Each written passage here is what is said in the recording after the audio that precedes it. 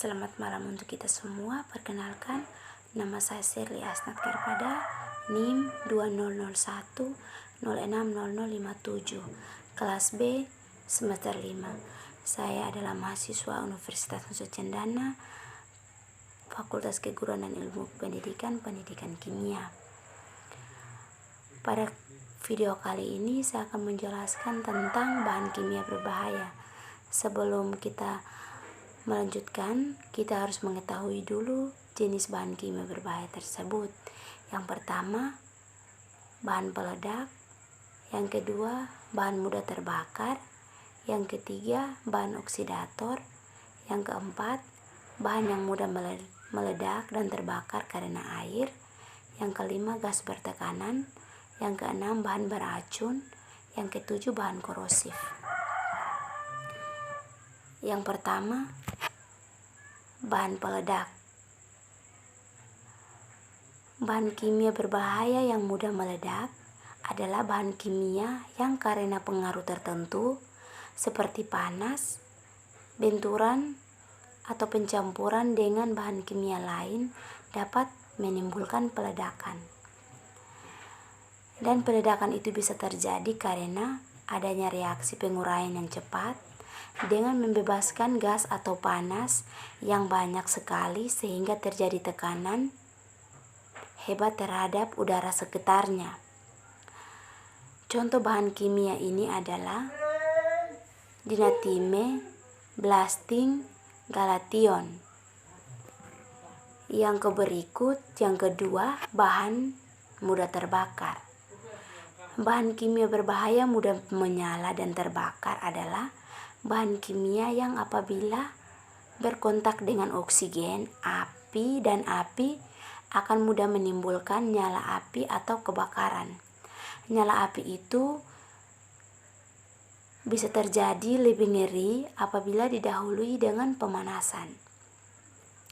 Sehingga pada umumnya bahan dalam bentuk gas akan lebih mudah terbakar bila dibandingkan dengan bentuk padat atau cair. Contoh bahan kimia ini adalah metanol, amoniak, garam azo, dan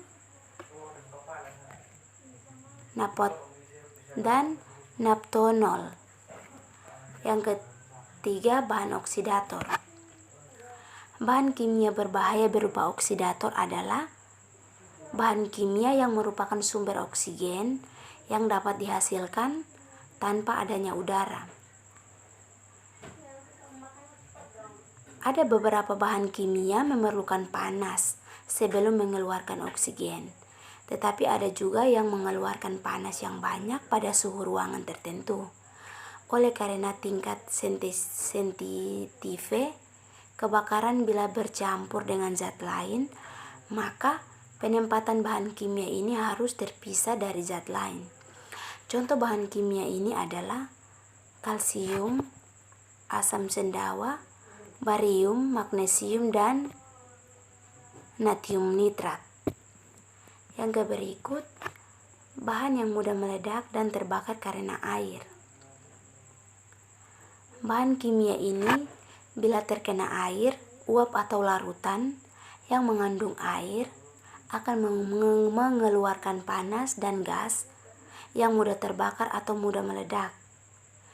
Contoh bahan kimia adalah sodium, potasium, kalsium, aldehid asam, asam pekat, dan alkali pekat. Yang berikut, gas bertekanan. Terdapat beberapa bahan kimia yang disimpan atau dibawa dalam suatu kemasan yang bertekanan tinggi.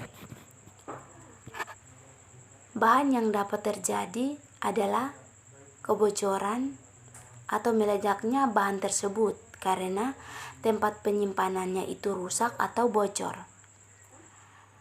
Kerusakan atau penyimpanan tersebut karena suhu tinggi, benturan, getaran, atau adanya peledakan di sekitar tempat penyimpanan.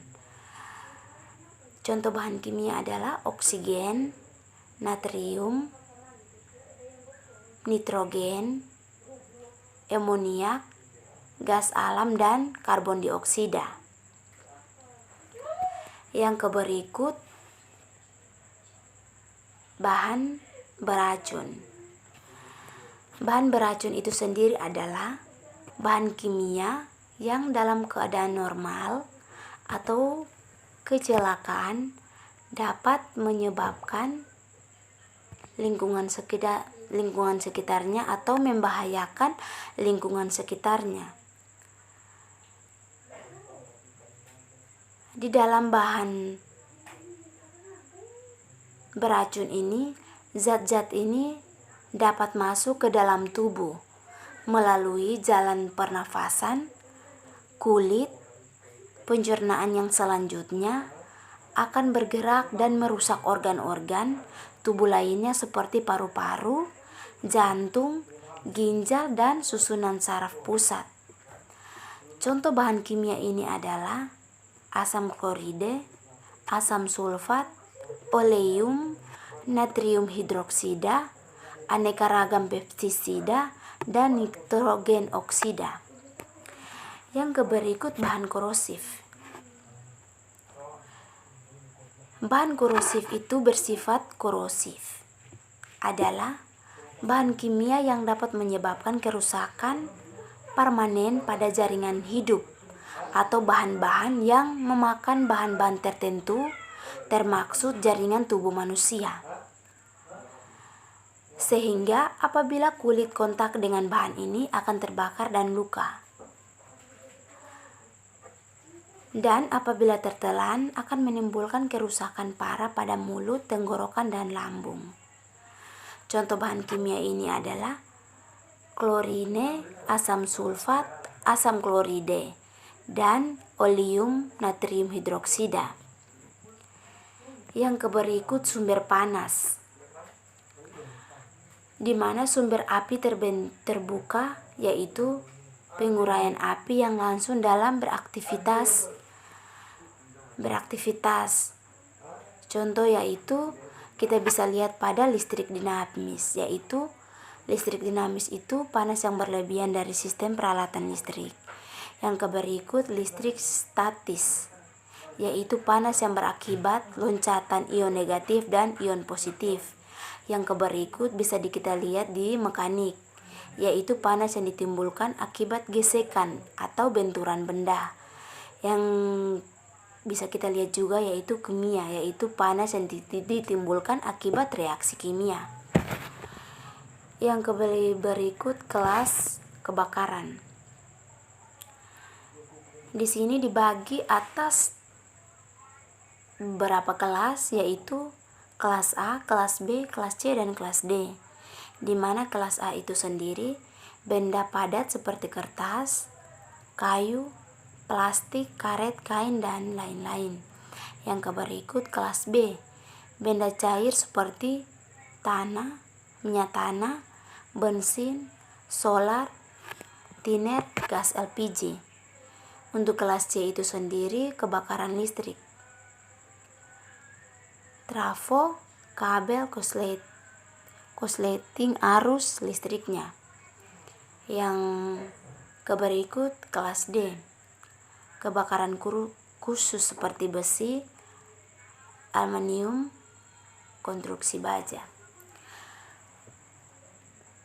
Sedangkan menurut Permenpu nomor 26 PRT M 2008 tentang persyaratan teknis sistem proteksi kebakaran pada bangunan gedung dan lingkungan. Selain kelas A, B, C, dan D, menurut NFPA ditambahkan lagi satu kelas, yaitu kelas K. Kelas K itu merupakan kebakaran yang bersumber dari minyak untuk memasak, yaitu hewani dan nabati. Yang berikut potensi pasif. Menurut Undang-Undang Nomor 28 Tahun 2002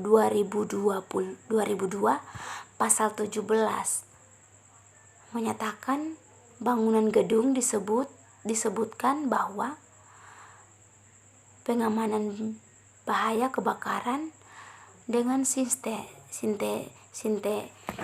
sistem proteksi pasif meliputi stabilitas, struktur, dan elemennya, konstruksi tanah api, komplementisasi dan pemisahan, serta proteksi pada bukaan yang ada untuk menahan dan membatasi kecepatan menjalarnya api dan aspek kebakaran.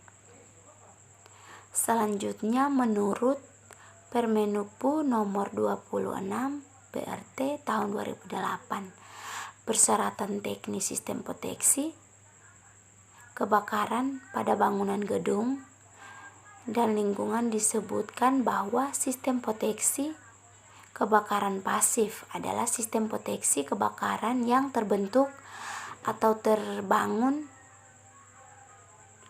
melalui pengaturan penggunaan bahan dan komponen, struktur bangunan,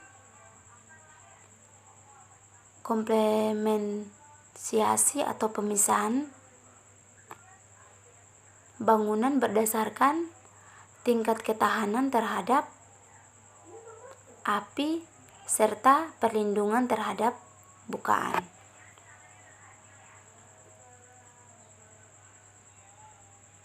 Selanjutnya, konsep proteksi pasif pada bangunan laboratorium, gudang kimia. Sistem proteksi kebakaran yang terbentuk atau terbangun melalui pengaturan penggunaan bahan dan komponen struktur bangunan, kompartementasi, proteksi penyulutan awal, proteksi bukaan, proteksi pengeringan, proteksi pendinginan, serta proteksi lokasi. Yang berikut tentang proteksi aktif.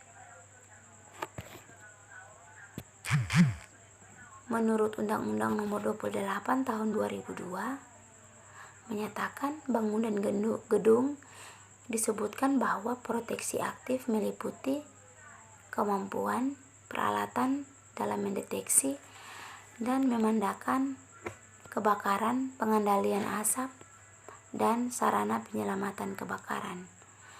Permenuppu nomor 26 PRT M 2008, persyaratan teknis sistem proteksi kebakaran aktif pada bangunan gedung dan lingkungan disebut bahwa sistem proteksi kebakaran aktif adalah sistem proteksi kebakaran yang secara lengkap terdiri atas sistem pendeteksian kebakaran baik melalui manual ataupun otomatis, sistem pemadam kebakaran berbasis air seperti sprinkler, pipa tenggak, dan siang kebakaran, serta sistem pemadam kebakaran berbasis bahan kimia seperti APAR dan pemadam khusus.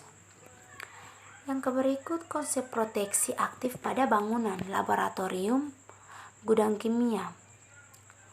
Sistem ini proteksi kebakaran yang meliputi sistem pendeteksian kebakaran baik manual ataupun optimis, sistem pemadam kebakaran berbasis gas pada sprinkler, serta sistem pemadam kebakaran berbasis bahan kimia seperti APAR dan pemadam khusus. Penyimpanan dan pembelaan bahan kimia. Bahan kimia harus disimpan dalam kemasan asli dari produsen sekaligus mengingat label kemasan memberikan informasi yang berharga terkait dengan simbol bahaya. Yang berikut, jika wadah lain digunakan maka haruslah digunakan label yang sama upaya melindungi label dari pengaruh bahan kimia dan menjaga supaya melekat baik, maka haruslah dilapis dengan lembaran plastik transparan. Label ini harus terlihat jelas dan ditulis dengan pensil atau tinta yang permanen. Yang berikut, wadah dan botol untuk menyimpan bahan kimia harus dibuat dari bahan yang kuat untuk menyimpan bahan kimia yang sangat sensitif dan cenderung berbentuk prodeksida yang berbahaya, maka gelas berwarna gelap harus digunakan. Jika botol plastik digunakan, harus diperkirakan bahwa bahan sangat mungkin akan rusak apabila pengaruh cahaya matahari dapat pecah. Botol seperti ini harus berulang kali dicek dan bahan kimia dipindahkan pada tempat yang lain. Mungkin penjelasan saya tentang bahan kimia berbahaya cukup sampai di sini. Sekian dan terima kasih.